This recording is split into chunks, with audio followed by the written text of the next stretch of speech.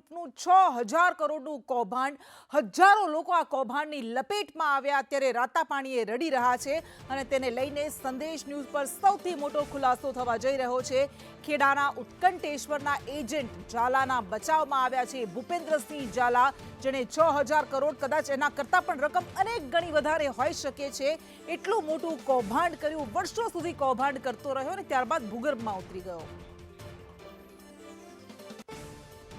અને આપણી સાથે આ એજન્ટ, કથિત એજન્ટ કિરીટ સેવક, ભૂપેન્દ્રસિંહ ઝાલાના એજન્ટ કિરીટ સેવક એ જોડાઈ ગયા છે. કિરીટભાઈ, સ્વાગત છે આપનું સંદેશ ન્યૂઝમાં. મહિનો થઈ ગયો, આખું કૌભાંડ સામે આવ્યું, ફરિયાદ નોંધાઈ, એને મહિનો થવા આવ્યો, પરંતુ ભૂપેન્દ્રસિંહ ઝાલા હજુ ભૂગર્ભમાં છે, એ સામે નથી આવ્યા. અને આપ પણ છેલ્લા ઘણા સમયથી ગાયબ હતા. તો ક્યાં ગાયબ હતા, શું કરતા હતા આપ?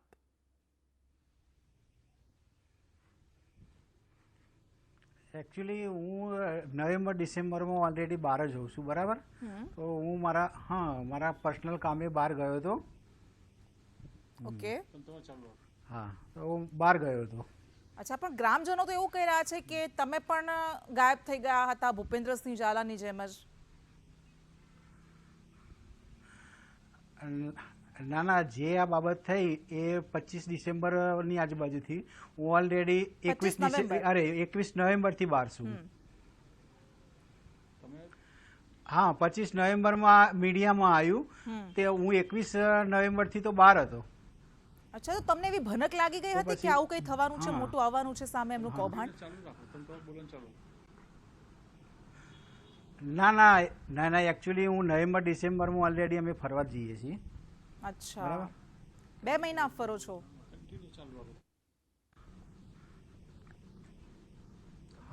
અચ્છા, ક્યાં ગયા હતા ફરવા માટે?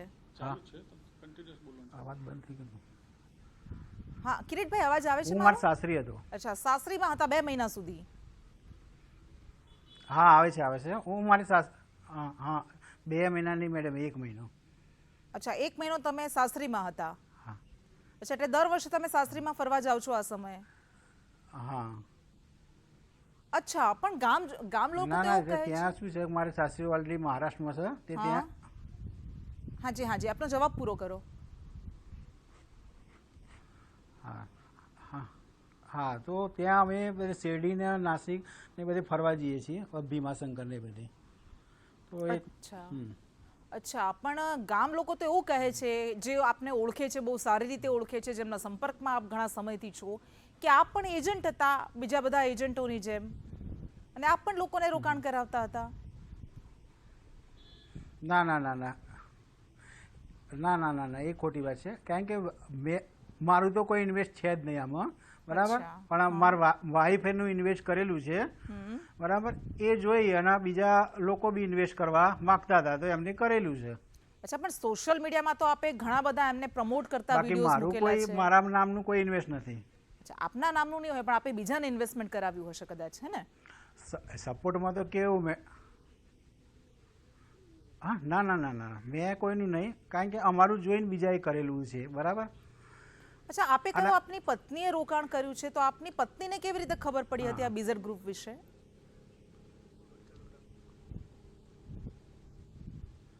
હા, એ તો આ જે મીડિયામાં જે રીતનું આવતું હોય, બરાબર, એમાં જોઈ ના કરેલું છે.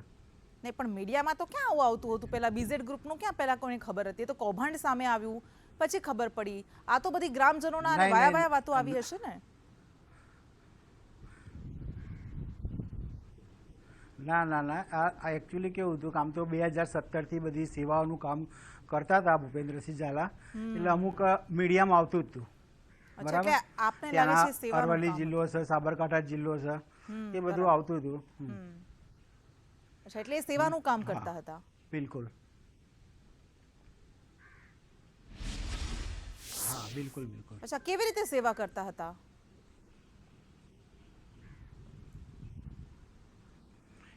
કેવી રીતે કે જો આ એક એમને મોટું લગ્નનું જે હતું, સમૂહ લગ્નનું, કે સર્વજ્ઞાતિ લગ્ન સમૂહનું બધું કરી દીધું, બરાબર.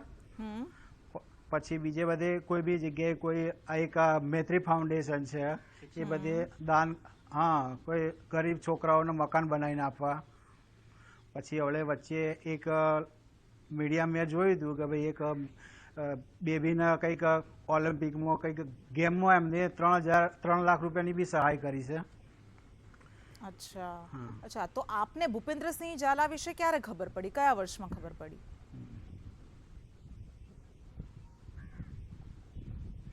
હું 2000 લગભગ 22માં એમને ઓળખું છું, બરાબર. અચ્છા. કારણ કે હું જ્યાં રહું છું ને ત્યાં એક મોટું મંદિર છે ઉત્કંઠેશ્વર મહાદેવ, તે ત્યાં દર્શન કરવા આવે એવા, બરાબર.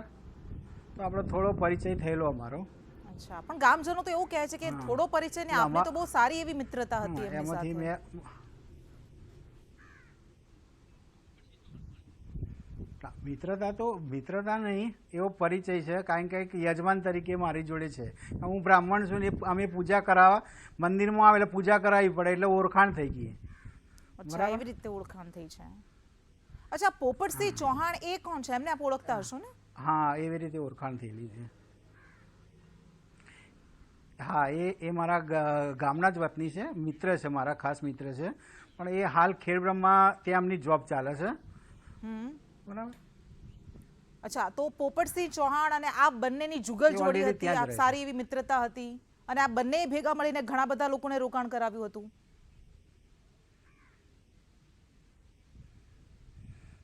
ના, રોકાણ કરાવી એ બાબત ખોટી છે. રોકાણ તો કેવું છે કે અમે કર્યું હતું તો બીજાએ આ જોઈને રોકાણ કરેલું છે, બરાબર. અચ્છા, ખેડબ્રહ્માની જે ફ્રેન્ચાઇઝી હતી એમાં કઈ એજન્ટ કે એ જે વસ્તુ, હા, ખેડબ્રહ્માની ફ્રેન્ચાઇઝી હતી એ કેવી રીતે મળી હતી? હા, ખેડબ્રહ્મા ફ્રેન્ચાઇઝી, હા હા, એ અમારા આ પોપટસિંહ ત્યાં નોકરી કરે ને, હા, એટલે હું ત્યાં ખેડબ્રહ્મા એમને મળવા આલે વડે જઈએ મળવા. અમે અંબાજી દર્શન કરવા જઈએ, આ છે તે છે. એ વખતે ગુણવંતસિંહ રાઠોડનો સંપર્ક થયેલો. ગુણવંતસિંહ રાઠોડ કોણ છે?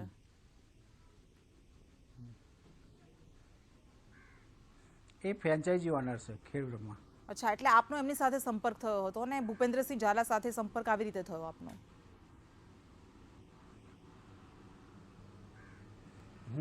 અચ્છા, તો આ લોકો આ 6,000 કરોડનું કૌભાંડ આપ કહો છો કે સેવા કરતા હતા, એક ચહેરો છે. બીજો ચહેરો એ છે કે આટલો કરોડો રૂપિયાને એ તો એકના ડબલ ને ડબલના ટ્રિપલ કરવાની લોકોને લાલચ આપતા હતા અને લોકોને પૈસા મળતા પણ હતા દર 5 થી 7 ની વચ્ચે. તો એ કઈ રીતે મળતા હતા? હા,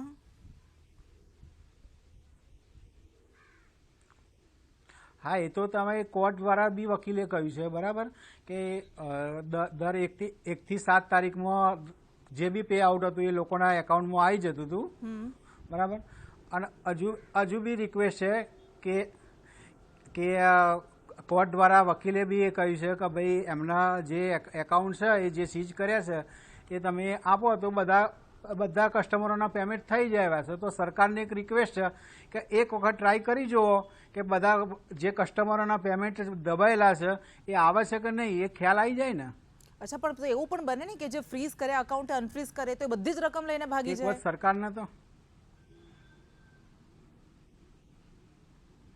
ના, પણ એ તો એકદમ તો ક્યાંથી ભાગી જાય? તમે જામીન આપો તો જામીનથી તો થોડા કોઈ ભાગી જાય. અચ્છા, આપ એમની વકાલત કરતા હોય એવું લાગે છે, તો આપના બહુ સારા સંબંધ હશે એમની સાથે. સંબંધ તો મેડમ છે જ, બરાબર. પણ એ માણસ એવા નથી. પણ એ કઈ રીતે? કારણ કે જ્યારે આ થયું નવેમ્બરમાં તો પે આઉટ કરેલું છે, બરાબર, અને ડિસેમ્બરના પે આઉટ પહેલા તો આ કામ થઈ ગયું છે. હવે ખાતા સીઝ કર્યા તો લોકોના ખાતામાં ક્યાંથી પેમેન્ટ આવે?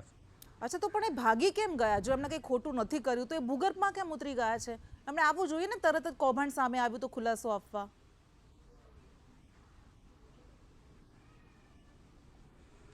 હા, તો પણ એમના ખાતા તમે એ કરીને જામીન આપો તો એ તો હાજર થવા માંગે જ છે ને, કઈ નાખે નહીં. પણ એ પહેલા તો ભાગી ગયા ને, 1 મહિનો થયો હજુ એ સામે નથી આવ્યા.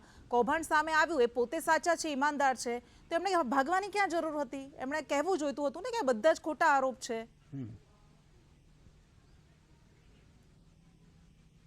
બરાબર છે. હા, તો એ કેમ ભાગી ગયા હશે? મેડમ ખ્યાલ નથી આપણે. અચ્છા, એમનો કોઈ કોન્ટેક્ટ થતો નથી. અચ્છા, આપના ઘરે આવતા હતા? અત્યારે હાલ એમનો કોઈ કોન્ટેક્ટ છે નહીં આપણી જોડે. આપના ઘરે આવતા હતા? કેવા સંબંધ હતા? હા, બિલકુલ. અમારું તો મંદિર છે ત્યાં, અને અમારે સંબંધ સારા જ હતા. બરાબર. અચ્છા, તો આ જે ધંધો પોતે કરતા હતા એકના એ મારા ડબલનો યજમાન અને છે. અમે રોકાણનો, પૂજા તો એ તમારી સાથે શું વાતચીત કરતા હતા? શું વાત થઈ હતી ક્યારે? ના ના ના ના, એ રોકાણની કોઈ વાત નહીં થયેલી. અચ્છા, તો તમને સોશિયલ મીડિયાથી જ ખબર પડી એવી કોઈ હતી? પબ્લિસિટી અમે કરેલી જ નથી કે રોકાણ. બાકી મને બી નહીં કહેલું કે તમે રોકાણ કરો એવું. અચ્છા, પણ તમે તમારા કુટુંબી ભાઈનું કંઈક 57 લાખનું રોકાણ કરાવ્યું હતું, તો આટલી મોટી રકમ તમે કયા વિશ્વાસ સાથે કરાવડાવી? ના ના, મેં નથી કરાવી મેડમ. એમને તો ઓલરેડી 2022થી છે એ લોકો, અને એમને એક વખત રકમ મૂક્યા પછી બીજી વખત ઉપાડી લીધી ને પાછી મૂકી છે.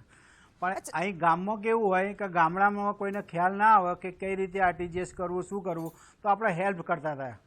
અચ્છા, તમે હેલ્પ કરતા હતા એ લોકોને રીતનું રોકાણ બીજેનું નહીં, બીજી રીતનું બી કોઈને કોઈ ટ્રેન ટિકિટ હોય કે કોઈને નહીં હેલ્પ એટલે એ પૈસાનું એવું નહીં, બીજી રીતનું કોઈને ટૂર જવું હોય, કોઈને ટ્રેન ટિકિટ જોઈતી હોય, કોઈને ગૂગલ પેનું ટ્રાન્ઝેક્શન કરવું હોય, તો આ બધું આપણે ગામડામાં કોઈને ખ્યાલ આવે નહીં તો આપણે એ રીતનું કરી આપતા હતા. અચ્છા, છેલ્લો એ સવાલ. ભાઈના પાસપોર્ટ કેમ નહીં મને ખબર ના પડે, તો આપણે પાસપોર્ટ બી અમને કઢી આપ્યો છે. અચ્છા, એ તો અલગ વાત થઈ, પણ આ તો રોકાણની વાત છે. છેલ્લો સવાલ, આપે કહ્યું કે સેવાના કાર્યો ખૂબ કરતા હતા, તો આટલી મોટી રકમ એ લોકોને ડબલ કરીને આપતા હતા, આટલા મોટા વ્યાજ સાથે આપતા હતા, તો એ કેવી રીતે ચાલતું હતું? આપને કંઈક તો આઈડિયા હશે ને?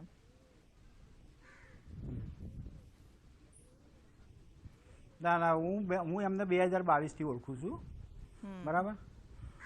તો હવે આપને ડર છે આપના પત્નીના પૈસા પાછા આવશે કે વર્ષમાં આપણે ખાલી એટલો પરિચય છે કે ત્યાં એ મંદિરે. આ તો સરકારને એક રિક્વેસ્ટ કરીએ કે જો સરકાર ભૂપેન્દ્રસિંહના જો વકીલ એ કહેતા હોય કે એમના ખાતા પરત કરો તો એ પૈસા પરત આપવા તૈયાર છે, તો સરકારને થોડું ધ્યાન આપવું જોઈએ. સરકારી વકીલને બી આપવું જોઈએ ધ્યાન કે લોકોના પૈસા જ્યારે છે તો પરત મળે. બરાબર. જો ભૂપેન્દ્રસિંહ સાહેબના વકીલ એ રીતનું કહેતા હોય તો થોડું ધ્યાન સરકારને અને કોર્ટને બી આપવું જોઈએ. અચ્છા, ઠીક છે કિરીટભાઈ, ખૂબ ખૂબ આભાર આપનો સંદેશ ન્યૂઝ સાથે વાત કરવા માટે.